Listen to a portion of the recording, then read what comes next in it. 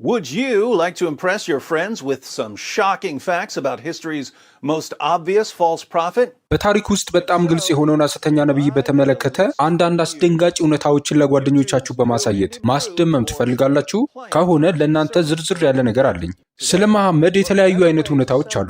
ምን ያህል መሐይም እንደሆነ የሚገልጹ እውነታዎች፣ ምን ያህል ጠበኛ እንደሆነ የሚገልጹ እውነታዎች፣ ምን ያህል አታላይ እንደሆነ የሚገልጹ እውነታዎች፣ ምን ያህል ነጭ እንደነበር የሚያሳዩ እውነታዎች፣ ምን ያህል ባሪያዎች እንዳሉትና ከሴት ብልት ጋር ምን እንዳለው የሚገልጹ እውነታዎችና ሌሎችም። አሁን ግን ስለ መሐመድ በጣም አጸያፊ የሆኑትን 5 እውነቶች ትማራላችሁ። እነዚህ ነገሮች እንዲህ ሊያደርጉ የሚችሉ ነገሮች ናቸው፣ ወይ ደግሞ እንዲህ ሊያደርጉ የሚችሉ ነገሮች ናቸው፣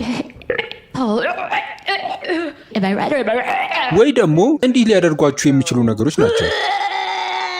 I think there should be some sort of reward for people who can make it through all 5 facts without vomiting. ሁሉንም 5 እውነታዎች ያለማስታወክ ማለፍ ለሚችሉ ሰዎች አንድ አይነት ሽልማት ሊኖር ይገባል ብዬ አስባለሁ። እንዴት በድል እንዳጠናቀቃችሁ በኮሜንት መስጫው ላይ አስፍሩልኝ። ከአቅማችሁ በላይ የሆነባችሁ ሌሎቻችሁ ደግሞ ያሳመናችሁን ኮሜንት ላይክ አድርጉ። Side note to the Muslims who are watching. ይህንን ለምትመለከቱ ሙስሊም ወገኖች ማሳሰቢያ ላስቀምጥ። የመጀመሪያውን እውነታ ስታብራሩልኝ ባይ ደስ ይለኛል። ብቻ አስታውሱ፣ ብትናደዱ የተናደዳችሁት በእኔ ላይ አይደለም፣ በእውነታው ላይ እየተናደዳችሁ ነው። ሁሉም በቀጥታ በእናንተው በጣም እምነት በሚጣልባቸው ምንጮች ይረጋገጣሉ። ከቻላችሁ ለነብያችሁ ተከላከሉ ወይም ሞግቱ።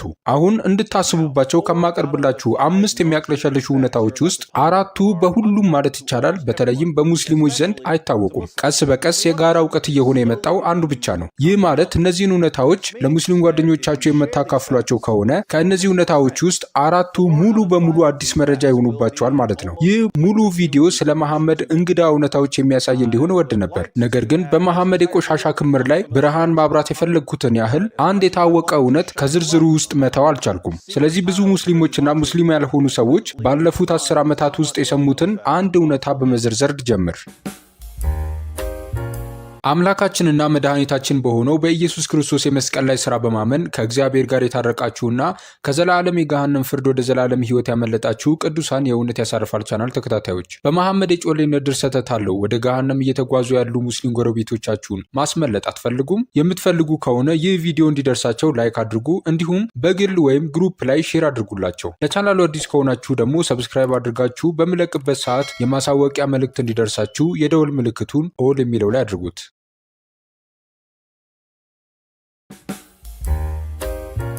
The number 5 most disgusting fact about Muhammad is ስለ መሐመድ 5ኛው በጣም አጸያፊ እውነታ፣ መሐመድ ከአንዲት የ9 ዓመት ልጅ ጋር የግብረ ሥጋ ግንኙነት ፈጽሟል።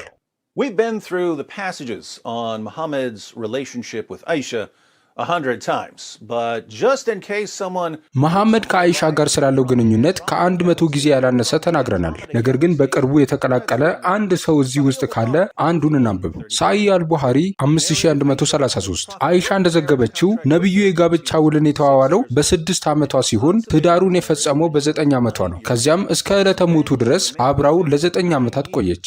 The Muslim sources report that Aisha was playing on a swing when some women came to get her. የሙስሊም ምንጮች አይሻ አቃቃ እየተጫወተች ሳለ አንዳንድ ሴቶች ሊወስዷትና ወደ ባሏ ሊያስገቧት እንደመጡ ዘግበዋል። ወደ መሐመድ ቤት ሲመሯት አሻንጉሊቶቿን ተሸክማ ነበር። ወደ ቤቱ ከደረሰች በኋላ ነገሮች እንዴት እንደሄዱ እናውቃለን። በግልጽ አስቀመጣት። አሻንጉሊቶቿን ወስዶ እላይዋ ላይ ወጥቶ ብልቱን በውስጧ በማስገባት ደፈራት። ምን እየተፈጠረ እንዳለ አልገባትም፣ ምክንያቱም ማንም ስለ ወሲብ ሊነግራት አልደፈረም። በፍርሃትና ግራ በመጋባት ከህመሙ የተነሳ አለቀሰች እና በነቢዩ አልጋ ላይ ደም አፈሰሰች።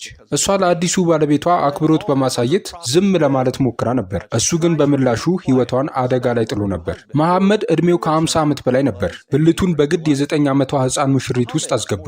ነገር ግን ያ በቁርአን ሱራ 33 ቁጥር 21 መሰረት የሥነ ምግባር ምሳሌ ነው ብላችሁ ከማመን አያዳግታችሁ። ያንን ከመንገድ በማውጣታችን ደስ ብሎናል። ጥቂት ለመዝናናት ያህል።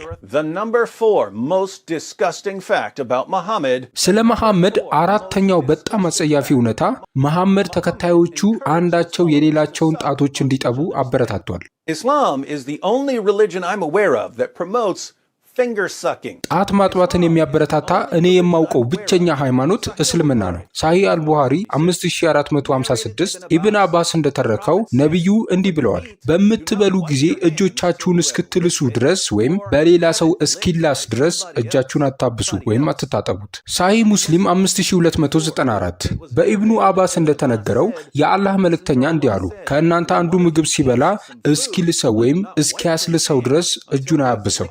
Why did Muhammad want his followers to lick their fingers and to lick each other's fingers? መሐመድ ተከታዮቹ ጣቶቻቸውን እንዲላላሱ ለምን ፈለገ? ሳሂህ ሙስሊም 5300 እንዲህ ይለናል፣ ከጃብር እንደተዘገበው ነቢዩ ጣቶቻቸውን መላስና ሳህኖችን መጥረግ አዘዋል። እናም በረከቱ በየትኛው ክፍል እንደሆነ አታውቁም ብለዋል። Muhammad goes through this in other passages. Long story short, መሐመድ ይህንን በሌሎች ምንባቦች ውስጥ በስፋት አብራርቷል። ረጅሙን ታሪክ ባጭሩ፣ አላህ በምግባቸው ውስጥ በረከትን አንድ ቦታ ይደብቃል። እናንተ ግን በረከቱ የት እንደተደበቀ አታውቁም። ስለዚህ ጣቶቻችሁን ልትልሱ ይገባችኋል። የሆነ ሰው በረከት እንዲያገኝ ከፈለጋችሁ ጣቶቻችሁን እንዲልስ ትነግሩታላችሁ። ለዚህ ሰው ውለታ እየዋላችሁለት ነው። በእርግጥ እጃችሁን በናፕኪን ላይ መጥረግ አትፈልጉም፣ ምክንያቱም ያንን ስታደርጉ በረከቱ በናፕኪን ላይ ይቀራል፣ ሰይጣንም ይሰርቀዋል።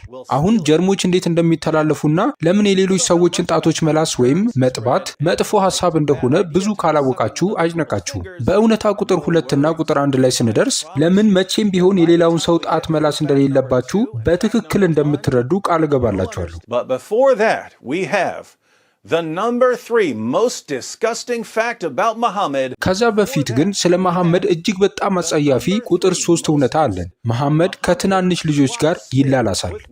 In Bukhari's Al-Adab al-Mufrad 1183 we read, በቡኻሪ አልአዳብ አልሙፍራድ 1183 ላይ እንዲህ እናነባለን። አቡ ሁረይራ እንደተናገረው አልሐሰንን አይኖቼ በእንባ ሳይሞሉ አይቼው አላውቅም፣ ምክንያቱም ነቢዩ ሰላም በሳቸው ላይ ይሁንና አንድ ቀን ወጥተው መስጂድ ውስጥ ስላገኘሁት ነው። እጄን ያዘኝና አብሬው ሄድኩ። ወደ ባኑ ቃይኑካ ገበያ እስክንደርስ ድረስ አላነጋገረኝም። ዞር ብሎ ተመለከተ፣ ከዚያም ሄደ። እኔም ወደ መስጊዱ እስክንደርስ ድረስ አብሬው ሄድኩ። ተቀመጠና ራሱን በልብሱ መጠመ። ከዚያም ትንሹ ወዴት ነው? ትንሹን ወደ እኔ ጥሩት ብሎ ተናገረ። ሐሰን እየሮጠ መጣና ጭኑ ላይ ዘለለ። ከዛም እጁን ጢሙ ላይ አደረገ። ከዛም ነቢዩ ሰላም በሳቸው ላይ ይሁንና አፋቸውን ከፍተው ምላሳቸውን በአፉ አኖሩ። ከዛም አላህ ሆይ እወደዋለሁ፣ እሱንም የወደደውንም ውደድ አለ። According to another hadith, Musnad Ahmed 16245, በሌላ ሐዲስ ሙስነድ አህመድ 16245 መሐመድ የትንንሽ ወንድ ልጆችን ምላስና ከንፈር ይጠባ ነበር። ግን አትፍሩ፣ የልጁን ምላስ ወይም ከንፈር ቢጠባ የልጁ ምላስ ወይም ከንፈር በገሃነም እሳት ፈጽሞ እንዳይቃጠል ዋስትና ሰጥቷል። አሁን እንደ መሐመድ ያለ ሰው የትንሹን ልጃችሁን ምላስ እንዲጠባ መፍቀድ እንዳለባችሁ እያሰባችሁ ከሆነ ምናልባት ስለ ቀጣዩ እውነታ በጥንቃቄ ማሰብ ይኖርባችሁ ይሆናል። The number 2 most disgusting fact about Muhammad. ስለ መሐመድ ሁለተኛው በጣም አጸያፊ እውነታ፣ መሐመድ ከ9 ሴቶችና ልጃገረዶች ጋር የግብረ ሥጋ ግንኙነት ይፈጽም ነበር፣ ግን ገላውን የሚታጠበው አንድ ጊዜ ብቻ ነበር። Sahih al-Bukhari 5068. ሳሂህ ቡኻሪ 5068 አናስ እንደዘገበው ነቢዩ ሚስቶቻቸውን በሙሉ በአንድ ሌሊት ይዞሩ ነበር ወይም ወሲብ ይፈጽሙ ነበር። 9 ሚስቶችም ነበሯቸው። Sahih al-Bukhari 5215. ሳሂህ አልቡኻሪ 5215 አነስ ኢብኑ ማሊክ እንደተረከው ነቢዩ ሚስቶቻቸውን በሙሉ በአንድ ሌሊት ያልፉ ወይም ጾታዊ ግንኙነት ይፈጽሙ ነበር። በዚያን ጊዜም 9 ሚስቶች ነበሯቸው።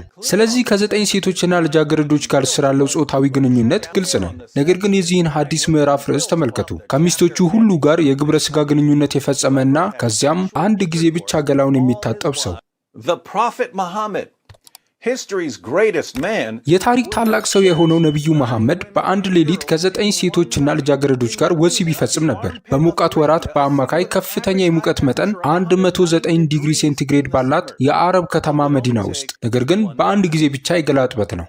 ችግሩን ማሰብ ትችላላችሁ? It's the smell. ሽታው ነው። back to an ወደ ቀደመው ነጥብ ተመለሱ። እዚህ ያሉትን ሙስሊሞች ልጠይቅ። እናንተ የመሐመድ ባልደረባ ናችሁ እንበል። በዚህ ሁኔታ ውስጥ ስለመገኘት አስቡ። አንድ ቀን ነቢያችሁ የወሲብ ግንኙነት ላይ ነው። ነገር ግን በሚስት ቁጥር 5 እና በሚስት ቁጥር 6 መካከል ትንሽ የኃይል ማበረታቻ ያስፈልገዋል። በመሆኑም በአቅራቢያው ወደሚገኝ አንድ የምግብ ማዕከል ሮጦ ሄደ። 9ኙንም ዙር እስኪያጠናቀቅ ድረስ ገላውን እንደማይታጠብ አስታውሱ። የምግብ ማዕከሉ ውስጥ እጁን እያጠለቀ ሲመገብ ጣቶቹ ሁሉ በምግብ ንክኪ ይሸፈናሉ። ወደ እናንተ ዞሮ በረከት ልሰጣችሁ እፈልጋለሁ፣ ጣቶቼን ልሳችሁ አጽዱልኝ ቢላችሁ ምን ታደርጋላችሁ? መልስ ከመስጠታችሁ በፊት በዚህ ዝርዝር ውስጥ አንድ ተጨማሪ እውነታ አለ። The number one most disgusting fact about Muhammad. ስለ መሐመድ በጣም አጸያፊ እውነታ ቁጥር 1 መሐመድ ሁሌም በዘር ፈሳሹ ይሸፈን ነበር። Yeah, I said it. But don't trust me. አዎ እኔ ብየዋለሁ፣ ግን እኔን አትመኑኝ። የልጅ ሙሽሪት አይሻን እመኑ። ሳሂህ አልቡኻሪ 232 አይሻ እንደተረከችው የነቢዩን ልብስ በማጠብ የዘር ፈሳሹን አጸዳ ነበር። ከዚያም በኋላ እንኳን በእርሳቸው ላይ አንድ ወይም ከዚያ በላይ ነጠብጣቦችን አስተውላለሁ። Sahih Muslim 669. ሳሂህ ሙስሊም 669 አይሻ የዘር ፈሳሽን በተመለከተ እንዲህ ማለቷ ተዘግቧል። ከአላህ መልእክተኛ ልብስ ላይ እፈቀፍቀው ነበር። Sunan Ibn Majah 537. ሱነን ኢብን ማጃህ 537 አይሻ እንዲህ ማለቷ ተዘግቦ ነበር። ከአላህ መልእክተኛ ልብስ ላይ ብዙ ጊዜ የዘር ፈሳሾችን በእጄ ጠርግ ነበር። Aisha, the semen-scraping prepubescent child bride. አይሻ የወንድ የዘር ፈሳሽ አጽጂ የልጅ ሙሽሪት በእስልምና የአማኞች እናት ትባላለች። ሳሂህ አልቡኻሪ 230 ሱለይማን ቢን ያስር እንደተረከው በወንድ የዘር ፈሳሽ ስለቆሸሹት ልብሶች አይሻን ጠየቅኳት። እሷም መለሰች የአላህ መልእክተኛ ልብስ አጥብ ነበር እና እርሳቸው የውሃ ነጠብጣቦች ገና እየታዩ ወደ ሶላት ወይም ጸሎት ይሄዱ ነበር። Muslims of the world, why was your prophet always covered in semen? የዓለም ሙስሊሞች ሆይ ነቢያችሁ ምንጊዜም በወንድ የዘር ፈሳሽ ይሸፈን የነበረው ለምንድን ነው? የጥርጣሬውን ጥቅም ልስጣችሁና የእሱ የዘር ፈሳሽ እንደሆነ አስቡ። ነቢያችሁ ሁል ጊዜ በዘር ፈሳሹ ይሸፈን የነበረው ለምንድን ነው? ማስተርቤሽን ወይም ሴጋ አልተፈቀደለትም። ስለዚህ የዘር ፈሳሹ ምንጭ ያ አልነበረም። ከሚስቶቹ ወይም ከወሲብ ባሪያዎቹ እንዲወጣ አልተፈቀደለትም። ታዲያ ይህ ሁሉ የወንድ ዘር ከየት መጣ? እዚህ ላይ እጅግ በጣም ልግስና የተሞላበት ድምዳሜ በጣም ለጋስ ስለሆንኩ መሐመድ ልብሱን ሌላው ቀርቶ ወደ መስጊድ ሲሄድ የሚለብሰውን ልብስ እንኳን ከወሲብ በኋላ ብልቱን ለማጽዳት የሚጠቀምበት መሆን አለበት የሚል ነው። ያ ልሰራ የምችለው በጣም ጥሩ መደምደሚያ ነው። እመኑኝ፣ ልሰራቸው የምችላቸው ሌሎች መደምደሚያዎች በጣም ክፉ ናቸው። በተቻለኝ መጠን በጎ የሆንኩ ነው፣ ምክንያቱም በጎነት የሚንጸባረቅበት አይነት ሰው ስለሆንኩ። እንዲህ በማለት ብቻ ነው መደምደም የምችለው። ነቢያችሁ በአንድ ሌሊት ከ9 ሴቶችና ልጃገረዶች ጋር ወሲብ ይፈጽም ነበር። የራሱን ልብስም ተጠቅሞ ብልቱን እንዲሁም በእያንዳንዱ ዙር የሚስቶቹን ብልት ያጸዳና ከ9ኙ ዙር በኋላ ገላውን ይታጠባል። እናም ልብሱን አያጥብም። ከዚያም ልብሱን ይለብስና ወደ መስጊዱ ለመሄድ ይዘጋጃል። ከዛም የወንድ የዘር ፈሳሽ አጽጂ የልጅ ሙሽራ የሆነችው አይሻ በላዩ ላይ ያለውን የዘር ፈሳሽ ታያለች። ስለዚህ ታስቆመውና በተቻለ መጠን ለመፈቅፈቅ ወይም ለማጠብ ትሞክር ነበር። ከዚያም መሐመድ በልብሱ ላይ አሁንም እርጥበት ነጠብጣቦችን ይዞ ወደ መስጊድ ይሄዳል። Would you want to be around this guy? በዚህ ሰው ዙሪያ መሆን ትፈልጋላችሁ? እቅፍ አድርጋችሁ ልብሱ በእናንተ ላይ እንዲያርፍ ትፈልጋላችሁ? ጣቶቹን መላስ ወይም መጥባት ትፈልጋላችሁ? ከዛም በኋላ ጣቶቹን ማጽዳት ትፈልጋላችሁ? የህፃን ልጃችሁን ምላስ እንዲጠባ ትፈልጋላችሁ? ለአቅመ ሔዋን ያልደረሰች ልጃችሁን እንዲያገባ ትፈልጋላችሁ? በህይወታችሁ ዘመን በሙሉ ከነቢያችሁ መሐመድ የበለጠ ቆሻሻና አጸያፊ የሆነ ሰው አግኝታችሁ ታውቃላችሁ? If you're feeling a little nauseous right now, I've got a trick that will make you feel better in just a moment. አሁን ትንሽ የማቅለሽለሽ ስሜት ከተሰማችሁ በአጭር ጊዜ ውስጥ ጥሩ ስሜት እንዲሰማችሁ የሚያደርግ ዘዴ አለኝ። ነገር ግን ዶክተር ውድ የማቅለሽለሽ ስሜታችሁን ከመድገሙ በፊት ሰብስክራይብ አድርጋችሁ የደውል ምልክቱን ኦል የሚለው ላይ አድርጉት። እኔ መድረስ የማልችልበት ቦታ እናንተ ማድረስ ስለምትችሉ ሼር ማድረግም እንዳትዘነጉ። የምሰራቸው ቪዲዮዎች ላይ የማስቀምጠው ገደብ የለም። ስለዚህ በቲክቶክ፣ በዩቲዩብ፣ በቴሌግራም እና በመሳሰሉ የራሳችሁ ቻናሎች ላይ ለመልቀቅ እንዳትሳቀቁ። በአስተያየት ጫው ላይ በዚህ ዝርዝር ውስጥ መካተት የነበረባቸው ስለ መሐመድ ሌሎች አጸያፊ እውነታዎች ካሉ አሳውቁኝ። ሙስሊም ከሆናችሁ መሐመድ ድንቅ የሞራል ምሳሌ ነው የሚለውን እምነታችሁን ለመጀመሪያ ጊዜ አሁን ከሰማችኋቸው እውነታዎች ጋር እንዴት እንደምታስታርቁ ብታካፍሉን ደስ ይለናል። ምክንያቱም እውነቱን እንነጋገር ከተባለ ኢማሞቻችሁ ይህንን እውነታ አይነግሯችሁም። መልካም ዶክተር ውድ፣ ለጅምላ የማቅለሽለሽ ወረርሽኝ ወደ ድንገተኛ ክፍል። ለሆድ ችግር መፍትሄው ምንድን ነው? የኔን ቻናል የሚከታተሉ ሁሉ አሁን በአንድነት የግመል ሽንት።